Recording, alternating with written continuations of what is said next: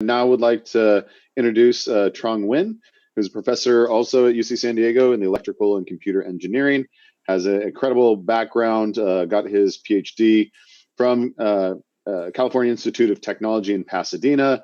I know has been with the MIT Lincoln Laboratory, a visiting lecturer there at MIT. And I think before UC San Diego was at Boston College, I know he it's really focused in a really interesting area, the theory of wavelets, filter banks, and applications in the low power image and video compression space. So please, we're very much looking forward to this presentation on camera-based collaborative machine vision. Great, thank you for the introductions. I want to share with you our recent work on camera-based collaborative machine visions, our joint work with my student. So I'll be introducing the problems and give a few updates on our progress and then future research. So here's an example where, so just touch on the color simulator. Here's an example where you have a Y intersections, where you have cameras from vehicle and also camera from the lamppost. So the goal here is how to be able to combine information from multiple sources. Right, camera from vehicle as well as the lamppost to figure out exactly where all the objects are.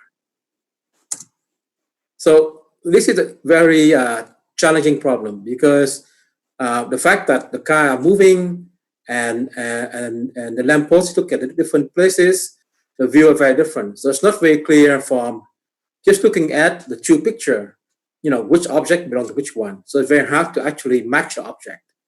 So our goal here is to be able to find features and object that is common between cameras, and to be if you can do that, you can actually find the camera pose, and you can transform one to the other, and then you'll be able to match the object. So that's the whole problems here. So finding features I have been working on for many years, and there are many applications, right? Things that you can find feature, and from that you can find algorithm to build 3D models. You can find feature, and from that you can find disparity, and then depth, and then find objects, and then for point cloud registration as well. So the issue there is that for 2D feature matching depends on the pose of the pictures. There might be a lot of difference, right? So the picture could be rotated, could be sheer. Different view angle have very different look at the pictures. It's very hard.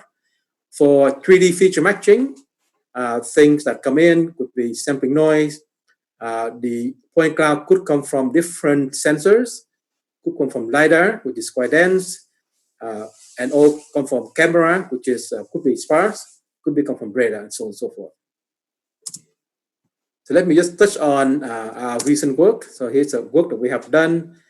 It's been accepted at in TIP. So the idea that we're looking at here is that instead of just finding feature, we need to be able to find introducing a fine estimation unit. And this particular unit here is to rectify the patches so that they look similar, so that when you creating the description for the feature and match it, be much more accurate. So that's our contributions. And here are a few examples. We apply this particular feature matching into other descriptor like ORB and SIF, and then all the descriptor that based on machine learning algorithm, that deep descriptor and lift. We can show that the left-hand side is where that's conventional algorithm, and the right-hand side is when we use our particular feature matching algorithm. The number of matches are much higher, and therefore you would be able to find more accurate object. So that's the whole point here.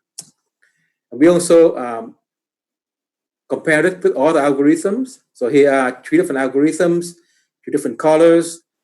We applied it on the photo tourism data set. We compared it with the R2D2, VGG, and SIFT.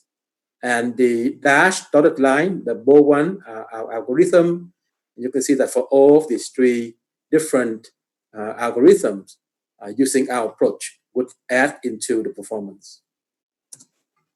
Here's an example for color where we apply our algorithm into two different vehicle view, and we're able to actually find the common object. Moving on to 3D. So here, instead of camera, we now have LiDAR. So LiDAR produce point cloud. So, similar problem we will pose is that how do we actually find feature in 3D point cloud? So here I have a few examples. Few example of a car LiDAR and the lamppost LiDAR. And you see that they are very different, right? So it's really not clear exactly, which object belong where. So the idea here is that how do we, looking at these two different LiDAR or point cloud, figure out which objects are overlapping. So extending our work from 2D to 3D, we're looking at a feature that is orientations, robust orientations. So we we modify the point net algorithms to get better result. And here are a few examples where the 2 point cloud are very different, but we're able to actually align them very, very well. We apply the algorithm on 4 different data sets, ranging from shape retrieval to modeling, object recognitions to IGBD data set. And we show that our performance is better. In particular, for the Sun 3D data set, we improve in terms of the average recall, and the standard deviation is smaller, meaning it's much more accurate and fewer outlier. So here are a few examples of the indoor scenarios and outdoor scenarios.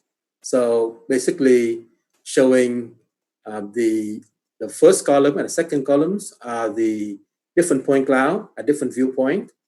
And then the third column are the 2 point cloud aligned and overlapping. So this particular algorithm is working very, very well. And again, applying on this particular scenarios, I'm going to skip this one. We're able to align them and find the co-locate the cars and so on.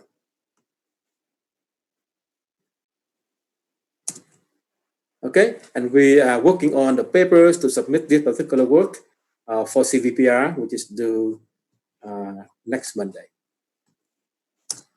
So for future research, we would like to optimize the algorithms. So right now, it is not real time. We wanted to have a real-time algorithm to be able to integrate it into the system that Sujit is working on for a car, and then investigate the algorithm, their performance on object detections. We would like also to investigate the object trajectory estimations. So the idea here is that the vehicle go on a straight line, right? Normally, so how do I actually find the vehicle and use the temporal information to be able to improve the robustness in the detections? Extending that to pedestrian and cyclists, which is a bit more complicated because pedestrian could be walking, random walk, for example, right? Much less than much more random compared to vehicle. So that added to the challenges. And then we wanted to train and test algorithms on the simulations, the color simulations, as well as on the test bed on real data. So that concluding my talk, and I would love to answer questions or send you papers and slides.